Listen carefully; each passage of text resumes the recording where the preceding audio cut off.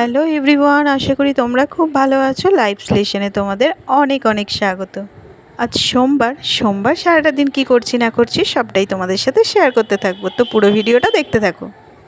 প্রতিদিনের মতো সকাল সকাল উঠে দেখো কাজকর্মগুলো শুরু করে দিয়েছি। পুজোর আবার এক্সাম আছে, ও এখনও ঘুমোচ্ছে, ওকে ঘুম থেকে এখনও ডেকে তুলিনি।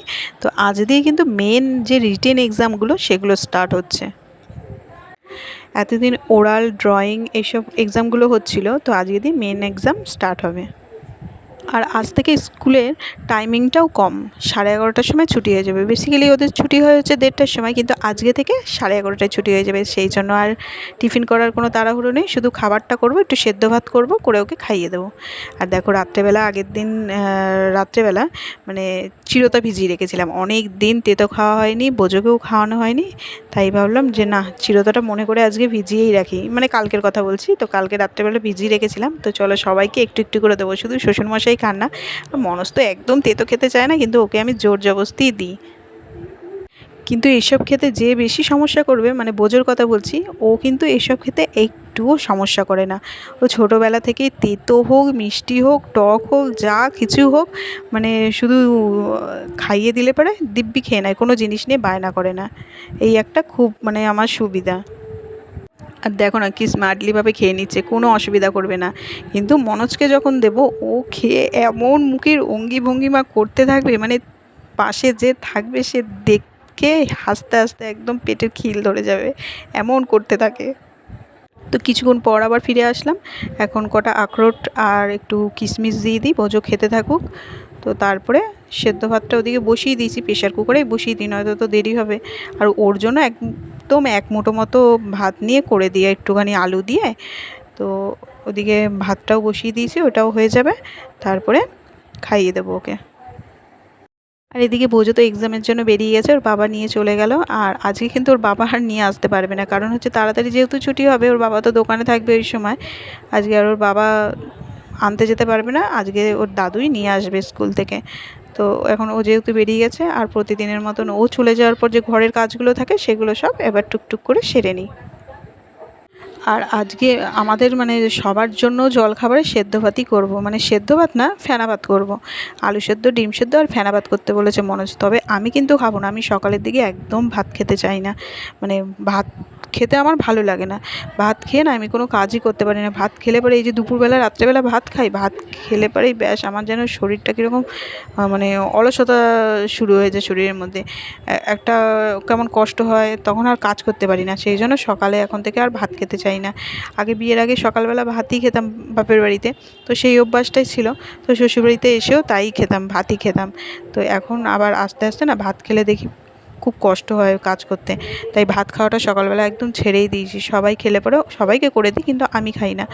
তবে রুটিটা হলে পরে রুটিটা খাই, মাঝে মধ্যে আবার রুটিটাও খেতে ইচ্ছা করে না, একটু চা বিস্কুট এসব খেয়ে নিই, ব্যাস ওই করে সকালটা কেটে যায়। তো সকালবেলা দেখছি প্রতিদিনের মতো রোদটাও বেশ ভালোই উঠছে।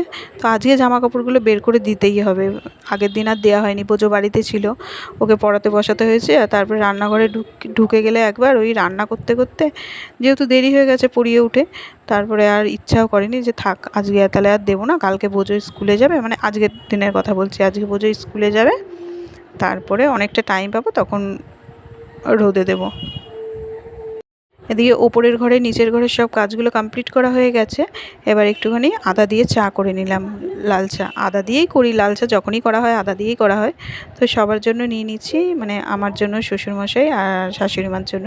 তো এবার চাটা সবাইকে দিয়ে দেবো, মানে দেওয়াও হয়ে গেছে। আর এখন আমার চাটা নিয়ে নিচ্ছি, আমি দুটো মেরি বিস্কুট আজকে খাবো, এটাই হচ্ছে সকালের জল খাবার, আর কিছু আজকে আর খাচ্ছি না। আর ওদিকে ফেনা ভাতটাও বসিয়ে দিয়ে এসেছি, যে ওটাও হতে থাকুক, ততক্ষণ বসে চাটা খেয়ে নিই। ওদিকে চাটা খেয়ে নিই, খেয়ে নিয়ে ওদিকে ভাতটাও ততক্ষণ হয়ে যাবে। সিটিটা মানে প্রেশার কুকারেই বসিয়েছি, সিটিটা দেওয়া হয়ে গেলে পরে ভাতটা মানে গ্যাসটাকে অফ করে তারপরে জামা কাপড়গুলো আলমারি থেকে সব বের করব, দিয়ে জামা কাপড়গুলো আস্তে আস্তে রোদে দিতে থাকবো।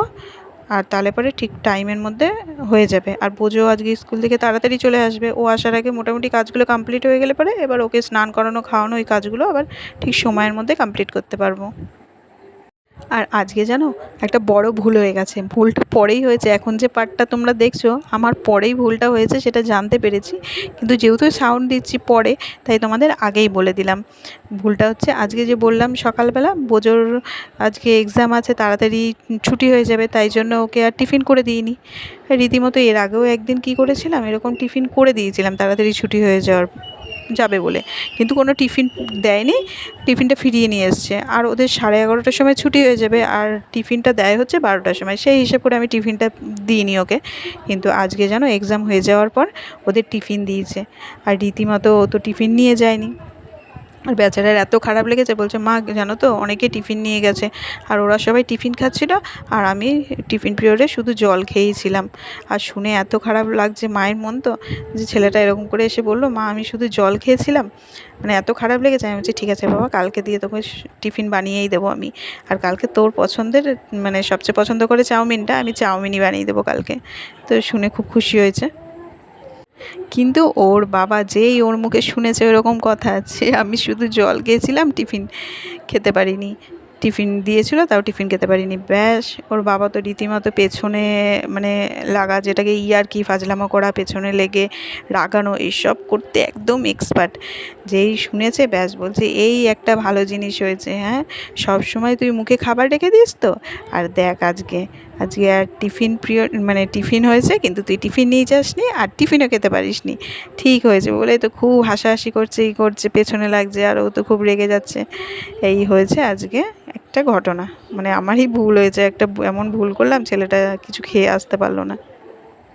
তবে আসার সাথে সাথে হাত মুখ ধুয়ে ঘরে মিষ্টি সন্দেশ এসব ছিল এসব খাইয়ে দিয়েছি, তারপরে আসার সময় দাদু আবার আইসক্রিম কিনে দিয়েছে, সেগুলো খেয়েছে। যাই হোক ব্যাপারটা আবার ভুলে গেছে।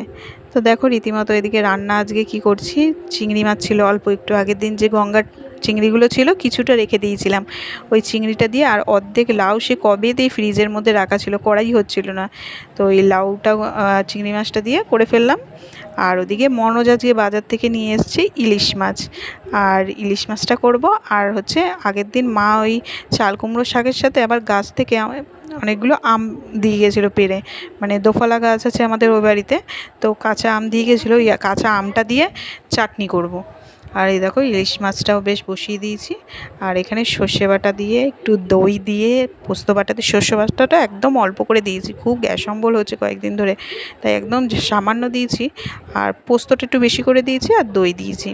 দই না ইলিশ মাছের মধ্যে দিলে পরে খাওয়া মানে তরকারিটা হেভি টেস্ট হয়, আমার তো খুব মানে ভালো লাগে, একটুখানি দই যদি দিয়ে দেওয়া যায় মানে টেস্টটাই যেন অন্যরকম হয়ে যায়, ভীষণ ভালো লাগে। আর ইলিশ মাছটা আজকে দারুণ খেতে ছিল। তো আজকের মতো ভিডিওটা এখানেই শেষ করছি, যদি ভালো লেগে থাকে অবশ্যই কিন্তু লাইক শেয়ার অ্যান্ড সাবস্ক্রাইব করে দিও। আবারও ফিরে আসছি নতুন কোনো ব্লগের সঙ্গে, ততক্ষণের জন্য টাটা বাই বাই।